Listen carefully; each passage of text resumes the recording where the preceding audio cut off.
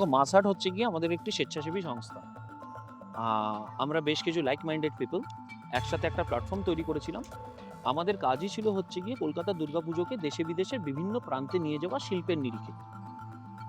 আমরা এটা যখন করতে শুরু করলাম তখন আমাদের মনে হলো যে আমাদের এমন একটা অবস্থা তৈরি করতে হবে যেখানে পুজোর আগে আমরা পুজো শিল্পটা বহু মানুষকে দেখিয়ে দিতে পারবো। তার জন্য আমরা বছরে একটা ইভেন্টও করি which is called the preview show off Durga Puja art.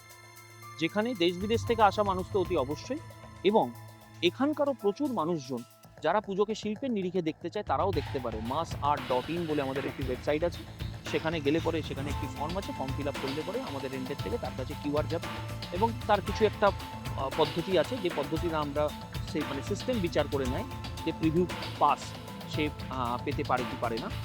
সেই পদ্ধতিগত বিন্যাসে গিয়ে সেই পদ্ধতিটা নিয়েই তাদের কাছে কিউআর কোড যায়। এবং এই ২৪টা পুজো প্রতি বছর সিলেক্ট হয়। এই ২৪টা পুজো ৫ রাত্রের জন্য সন্ধ্যে ৬টা থেকে ভোর ৪টে পর্যন্ত এই প্রিভিউ পাসে এন্ট্রি নেওয়া যাবে এবং মানুষ শিল্পের নিরিখে এবং এই পুজোগুলোকে দেখতে পাবে। এবং মহালয়ার পরের দিন প্রথমাতে এটা শেষ হয়। মহালয়ার ৪ রাত্রির আগে এটা শুরু হয়।